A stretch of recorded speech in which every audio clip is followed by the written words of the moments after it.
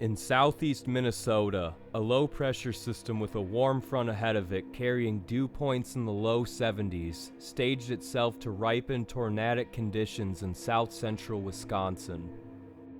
Combined with CAPE values reaching 1,500 to 2,000 joules per kilogram in the area, as well as wind shear increasing with altitude, these ingredients would all combine together, prompting the National Weather Service in Milwaukee to issue a tornado watch at 2:51 p.m. As the low pressure moved east, the unstable atmosphere over southwest Wisconsin finally began producing its first tornadoes in the early afternoon. Between 2:18 until 6:10 p.m., around 8 tornadoes would touch down in a swath from Trempealeau County to Adams County towards the east, and Vernon County towards Dane County moving southeast. But at 6:15 p.m., the most violent tornado of August 18th would make its mark on the community of Stoughton, Wisconsin, as one of the costliest twisters in Wisconsin state history. About 2 miles north of Oregon, near the intersection of U.S. Highway 14 and County Road M, a funnel cloud makes contact with the ground and begins moving to the east-southeast. This rapidly intensifying tornado would begin to set its sights on subdivisions and farms north of Stoughton. Numerous cars about 2 miles north of the twister on U.S. Highway 51 have come to a standstill as the hideous clouds producing the tornado ominously loom ahead to the south. In Stoughton, many people on the west side see a massive stovepipe tornado ravaging the north end of town along County Highway B and take photos and videos of the twister as it seemingly shapeshifts numerous times. As the tornado crossed Highway 51, neighborhoods along areas such as Linnerud and Williams Drive would be in the direct path of this tornado, where its high-end F3 intensity would demolish several homes, farms, and crops. One witness remarked, "Well, I've never seen anything like it. The sky just exploded." This tornado, with its alarming shape-shifting nature, multiple vortices, and its tendency to come to a complete halt along its path, also had several slight shifts in its trajectory. The twister would alternate between a southeast to northeast path that refused to spare the rural subdivisions and farms in its way.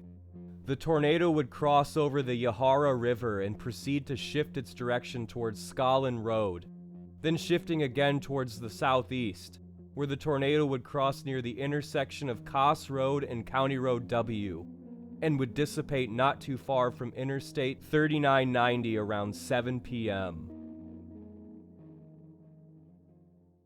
While most of the city of Stoughton remained unscathed, its far northern outskirts as well as the townships of Pleasant Springs and Dunn were ravaged by this F3 twister.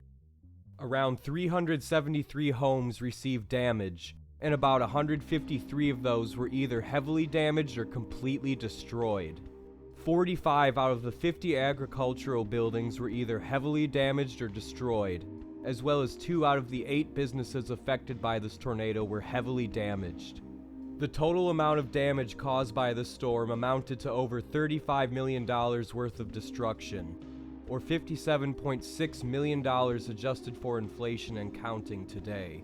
This twister would become the third most costly tornado in Wisconsin state history, behind the 1996 Oakfield F5 and 1984 Barneveld F5 tornadoes adjusted for inflation.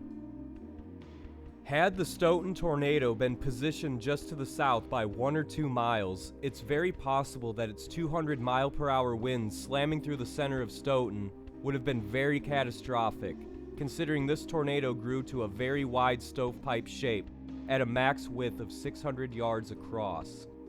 It's also very possible that if this tornado had positioned itself 1 mile to the north, it would have made a direct hit through the Bayview Heights Mobile Home Park, which could have been a situation as horrific as the November 5, 2005 Evansville, Indiana F3 tornado that slammed through a mobile home park and took 24 lives, injuring a staggering 238 more people, which astonishingly would take place less than 3 months after the Stoughton tornado occurred. The total damages and loss of life from the Stoughton tornado could have been even greater, as 23 people would be injured, as well as one man who had lost his life as he sought shelter in his basement when the fireplace and chimney bricks directly above him collapsed and crushed him through the damaged floor. This tornado was so intense as a high-rated F3 that it had almost been given an F4 rating, as seemingly well-built structures had been completely swept away from their foundations. However, upon inspection from the National Weather Service investigating the damage from the Stoughton tornado, this potential F4 rating would be rated as an F3 due to poor structural reinforcement on the heaviest damaged buildings being discovered, which would have pushed the rating objectively too high. The near stationary movement thanks to the supercell demonstrating backbuilding, or when the storm cloud's western flank regenerates with intensity causing it to move at much slower speeds, also drastically cause much more damage due to its winds spending more time in a concentrating area to inflict complete destruction, thus allowing the severity to be much higher. Despite this, the Stoughton tornado would be the last tornado in Wisconsin to be rated on the original Fujita scale as an F3. Had this tornado been rated as an F4, it would have been the last F4 rated tornado in the state of Wisconsin since the July 5, 1994 Cooperstown tornado. With the winds being estimated at around 200 miles per hour, the Stoughton tornado is also very likely the most powerful twister in Wisconsin since the Oakfield F5 tornado of 1996. Aside from the Stoughton tornado, August 18, 2005 was an incredibly potent day for severe weather in the state of Wisconsin. Governor Jim Doyle would issue a state of emergency for Dane and Richland counties following the Stoughton F3 and Viola F2 tornadoes. In Viola, the tornado's 120-mile-per-hour winds would damage or destroy nearly every tree in the village limits, as well as most structures sustaining some level of damage likewise. A total of 27 tornadoes would touch down on this day in Wisconsin, becoming a state record for most tornado touchdowns, which surpassed the May 8, 1988 Mother's Day tornado outbreak, where 24 tornadoes made landfall within the state.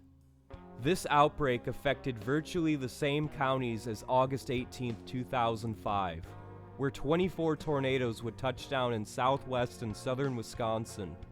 There were also some notable similarities as well between these outbreaks, as both contained exactly one F3 tornado, one tornado that moved in a very odd northwestern trajectory, and strangely, both would have a tornado either come nearby or through, you guessed it, Stoughton itself. August 18th would also have a high tornado concentrated area like May 8th, where a whopping 7 confirmed tornadoes would touch down in Grant County.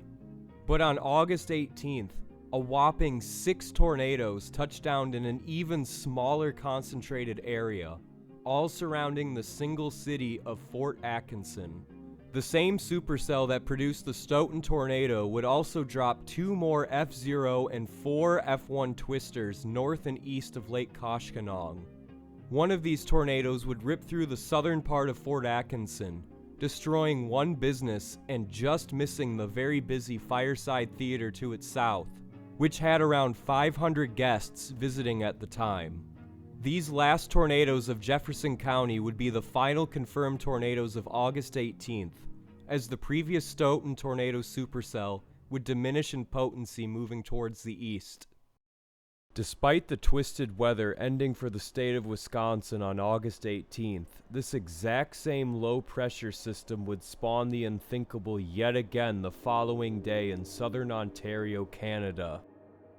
This same low-pressure system would continue towards the east, staging itself over northern Michigan. And just like the previous day, very high dew points as well as high convective potential and atmospheric instability would make its way into Ontario. And 3 tornadoes between F1 to F2 strength, combined with torrential downpours upwards of nearly 7 inches of rain, caused extensive flash flooding. A whopping 500 million Canadian dollars of devastation, or nearly 600 million US dollars of damage adjusted for inflation and counting today occurred. These storms of August 19th would become the second costliest natural disaster event in Canadian history, capping off a very intense 2-day severe weather outbreak. Although I didn't witness the Stoughton tornado firsthand, August 18th would be the day I saw my first funnel cloud in spring green when I was just going into 2nd grade. I remember crying and being terrified, as well as very angry with my father for going outside like a Midwest dad trying to watch the tornado. But as scared as I was, my parents and I went outside on our back porch, and unbelievably, a white funnel cloud spun overhead that had just made landfall only minutes before. In doing research for this event 20 years later, I finally came across photos of this tornado as it was on the ground, and that skinny white funnel on the ground looked exactly like how I remember seeing it, as it lifted over County Road G when I was just 8 years old, crying and petrified with fear. As for Stoughton, I don't recall knowing about what happened down there at the time just hours after the spring green tornado literally came a bit too close to home. But I remember how black the southeastern skies were as the sun came out to spring green's west. And considering what would happen in Stoughton, we were relatively lucky that all we dealt with was the tail end of an F1 tornado in spring green.